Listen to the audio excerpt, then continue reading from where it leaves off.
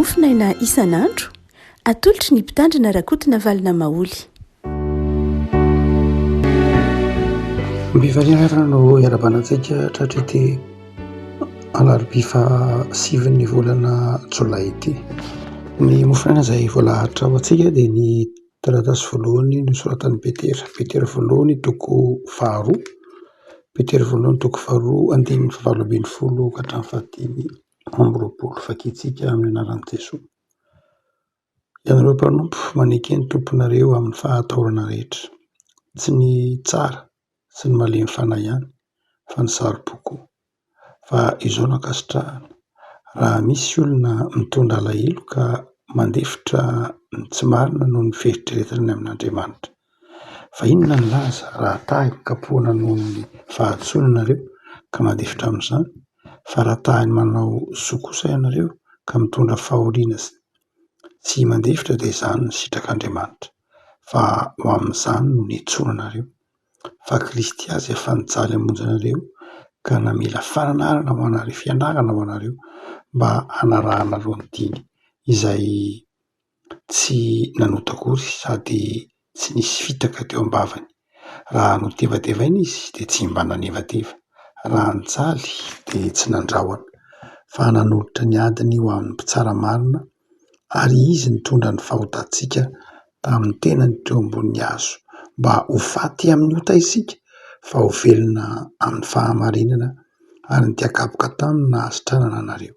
Fa efa nanito ny ondry ianareo nefa ankehitriny efa niverina ho amin'ny mpiandry sy ny mpitandrina ny fanahy anareo. Andriamasina manamasinana amin'ny fahamarinana ny teninao no ho fahamarinana. Amen. Afatrafatra momba ny fanajana no asehon'ny Petera amin'ity mofinaina eto ampelantanantsika ity. Tamin'ny andron'ny Petera moa izany tamin'ny vanim-potoanan'ny antikite dia zava-dehibe ny atao hoe tokantrano anankiray. Ao anatin'ny tokantrano anankiray dia misy ny raim-pianakaviana, ny renim-pianakaviana ary ny zanaka. Ary isan-tokantrano dia misy ny antsoina hoe mpanompo. Ny mpanompo no miasa any an-tsaha, misy karazana mpanompo, misy miasa ao an-trano, misy miasa any an-tsaha, misy miasa ivelan'ny tokantrano mihitsy ary mandeha mikarama.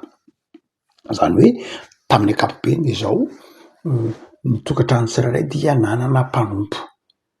Dia ito Petera dia manafatra ny mpanompo mba hanaiky ny tompony, mba hanaja ny tompony. Ny tompo izany hoe dia ilay raim-pianakaviana io, satria ny raim-pianakaviana tamin'izany fotoana izany sady rainy. Raha izy izany manana andraikitra amin'ny fanolokoloana ny zanany, vady izy, mikarakara ny vadiny izy, patron izy na tompon'ny mandamina ny fiainan'ny asa amin'ireo mpanompo. Izany dia zava-dehibe ny andraikitry ny raim-pianakaviana eto izay tononona hoe tompo izy. Dia hoe Petera, aoka ianareo mpanompo mba hanaiky ny tomponareo amin'ny fahatahorana rehetra. Mazava be ny tenin'i Petera, ny mpanompo dia manaja ny tompo. Inona no antony havako raha manantitrantitra Petera izany hajaony tomponareo ary manana fandeferana mihitsy? Aokanareo handefitra, aokanareo tsy hikomy na dia eo anatrehan'ny mpanompo saro-po aza, mpanompo mora tezitra, mpanompo ny eo anatrehan'ny tompo saro-po aza, tompo mora tezitra, mora tohina, dia aokanareo handefitra. Hoy Petera, inona ny antony havako? Itsika izay nokolokoloin'ny ny toe-tsaina marksista izay mampifandona ny mpiasa sy ny mpampiasa mampifandona ny tompon'ny fitaovam-pamokarana sy ny tompon'ny herintsandry, mampifandona ny tompo-tany sy ny mpanofa-tany, mampifandona ny tompon'ny renivola, ny kapitala sy ny tompon'ny siretsy miasa. Zany marxiste, satria marxisme dia nivoina antsoina hoe lutte des classes, hitantsika amin'ny boky nosoratan'ny Marx sy Engels any amin'ny taona 1800 sy 1900 raha teo zany. Dia hoantsika hoe itsika zay efa voavolavolan'ny zany toe-tsainy zany, manao hoe raha ohatra ka mpiasa tsotra itsika de zao tsy manaiky satria nivelintsika fa zao voatsetitra itsika, voambaka isika. Ny patron kosa na ny tompon'ny tompon'ny vola, ny tompon'ny renivola de zao mitaomina mba hanararoatra arak'izay azo atao ny mpitrongy vahoomana, ilay tsy mpiasa hoentina. Hany ka nanjary lasa toy ny masaka ao an-tsaintsika nandritra ny taonjato faha roapolo ohatra ny fifandona ny mpiasa sy ny mpampiasa, ny fifandona ny tompo, ny entina sy ny mpitondra. Hitantsika tsaroantsika tsara ny hira tamin'izany fotoan'izany taty ambadiky ny taona 2020 nilay tonikiran'ny Joma Kapama tamin'izany fotoan'izany hoe atsika daholy fanjakan'ny madinika. Tsy hoe ratsy akory zany, nanova zavatra zany saingy zao toy ny mpifanandrina, toy ny mpifanandrina ny mpiarabelona, toy ny mpifanandrina, toy ny mpifandona, zany hoe lasa toy ny mpifaninana adversaire-ny mpiasa, ny mpampiasa, nijeren'ny mpiasa ny mpampiasa de zao nitsetitra azy any, ny angalatra ho aminy any, ny ampijaly azy any, ny akatrombony any, nijeren'ny mpampiasa ndray ny mpiasa dia kamotsy manao ninina fa reny vola etretony hoe fitaovam-pamokarana tsotra fotsiny zao. Hany ka nanjary voakolokolony zany ny sain'ny olona, voakolokolony mafy ny politique de race ny galiny, fa mafy any ny toe-tsaina nentin'ny marxisme teo anivon'ny fiarahamonina. Tsy hoe ratsy daholo akory marxisme, fantatsika zany, fa nisy lafin-javatra tena nanimba teo izay fampifandonana ny hoe mpiasa sy ny mpampiasa, ny entina sy ny mpitondra, ny madinika sy ny vavety sy ny sisa rehetra. Hany ka manjary fiarahamonina nisy tension, fiarahamonina nisy fifandroritana. Ary misaotr'Andriamanitra tsika fa zao taonjato enatsika zao de mivoatra be mihitsy ny fifandraisan'ny mpiasa sy ny mpampiasa, satria tsy misy asa ratsy.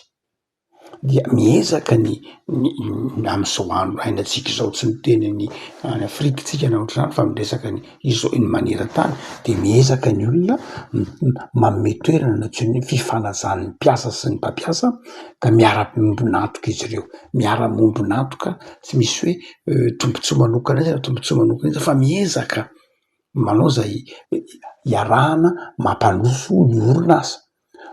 Zay ny fomba fijery ataotsika hoe amin'ny lafiny teorika aloha. Eto de mihoatra lavitra noho zany ny afatry Petera. Nahoany Petera manafatra manao hoe aoka tsy ho mpifandona, tsy ho mpifaninana, tsy ho mpifanandrina ny mpiasa sy ny mpampiasa. Ina no antony? Satria hotsika teo ankohonana iray ihany ny iasan'ny tompo sy ny mpanompo, ankohonana iray, dia ankohonana iray ara-panahy satria samy kristianina izy ireo, ankohonana iray ara-toekarena satria mifamilina izy ireo, ankohonana iray ara-tsaina satria mivohy valeur iombonana izy ireo. De hoy Petera zao no izy aza mifanono, aza mifaninana, aza miady. Ny tiany Petera ao an-tsaina zany de ny hoe ny fifandraisan'ny mpiasa sy ny mpampiasa de zao tokony fifandraisana mifanaja, tokony fifandraisana mifanaja. Petera de milolavitra lasa 2 taona alohan'ny ressources humaines zay ampianarina antsika andavanandro hoe aoka hifanaja ny mpiasa sy ny mpampiasa, aoka hifanaja, aoka tsy hiady fa ny ady hifanaovan'ny mpiasa sy ny mpampiasa de tsy mitondra tombontsoa ninina fa tsy faty antoka, satria tokantrano ny resahany eto, tokantrano ny resahan'ny Petera eto, tokantrano iray ihany misy ny mpiasa sy ny mpampiasa de taoniny hoe tsy hiady. Efa koa inona ny hevim-panahy tiany Petera ho takatritsika? Voalohany de zao, zava-dehibe ny fandeferana. Zava-dehibe ny fandeferana. Manafatra ny mpiasa Petera eto, no entin'ny Petera eto handefitra. Manafatra ny mpitondro Petera eto mba hanaja izay fifanajana ao anaty fifandeferana zay de manamarika ny atovy hoe manamarika ny orinasa kristianina. Raha kristianina, raha misy orinasa anankiray ka kristianina ny tompony na kristianina ny mpitondra, kristianina no entina, kristianina lay ao anatin'lay toeram-piasana de zao tokony orinasa marin'ny fanajana io, mariny fifanajana, mariny fifandeferana satria miara-miombonantoka, miara-mahatsiaro hoe tsisy tombotsoa an'izaniza raha ady sy korontana.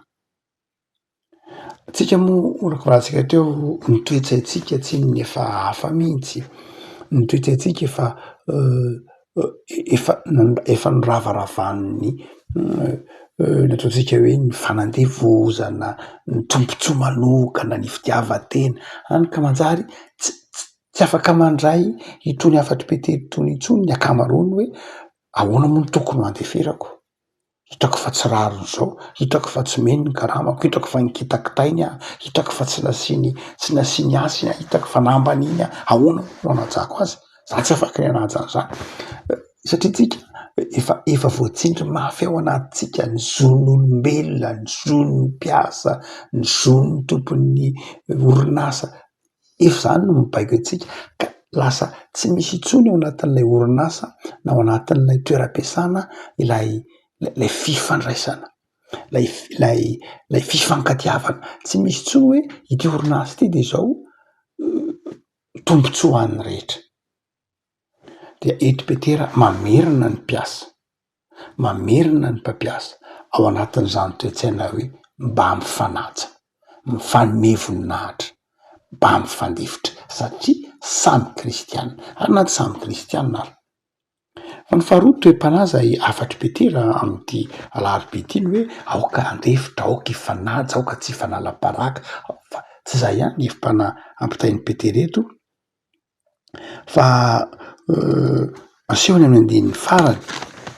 Izy andininy 18 zay nivakitsika teo manao hoe ankehitriny anareo de efa niverina amin'ny mpiandry sy ny mpitondra anareo dia aza donoina ny manao ny fahamarinana, aza donoina ny maka tahaka an' Jesosy.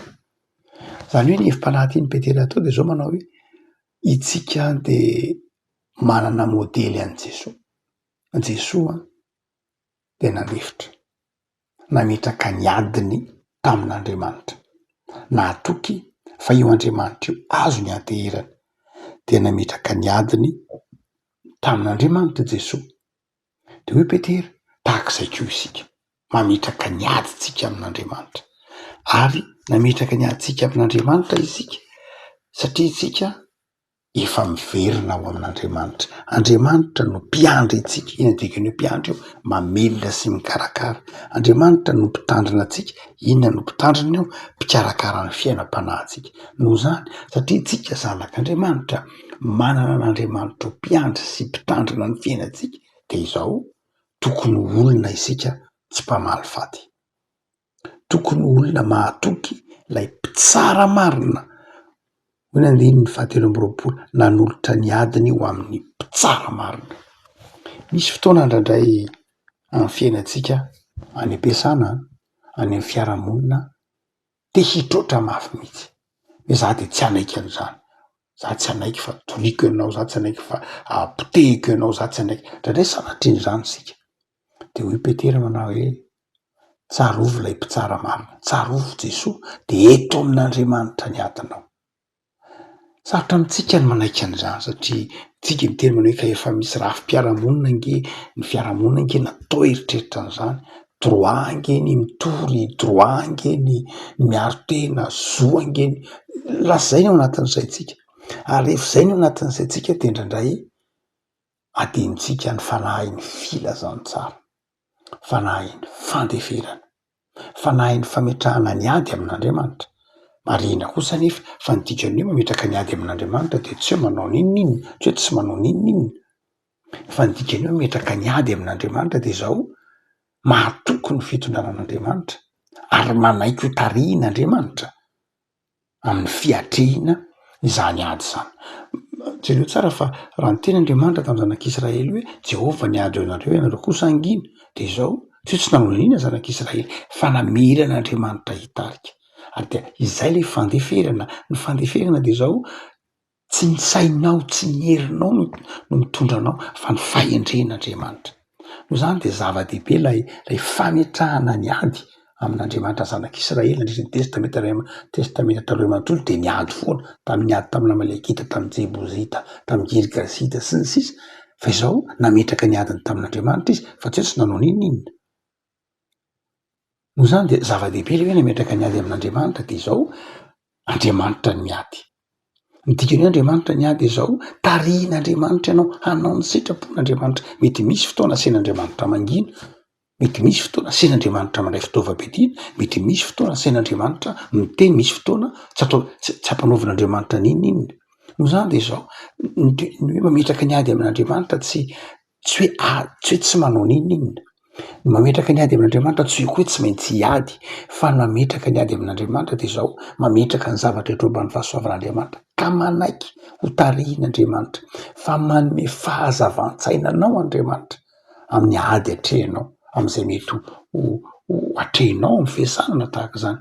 Fa ny foto-kevitra dia izao Petera, manana maiza mandefitra dia apetrao amin'Andriamanitra ny zavatra rehetra. Afaka malala ny kristianina tahaka antsika dia irak'Andriamanitra ety amin'ity zao tontolo izao ity. Irak'Andriamanitra hitondra fiadanana sy fifaliana. Tsy zava-dehibe amin'ny kristianina ny korontana, tsy zava-dehibe amin'ny kristianina ny ady, fa ny zava-dehibe amin'ny kristianina dia ny fiadanana sy ny fifaliana.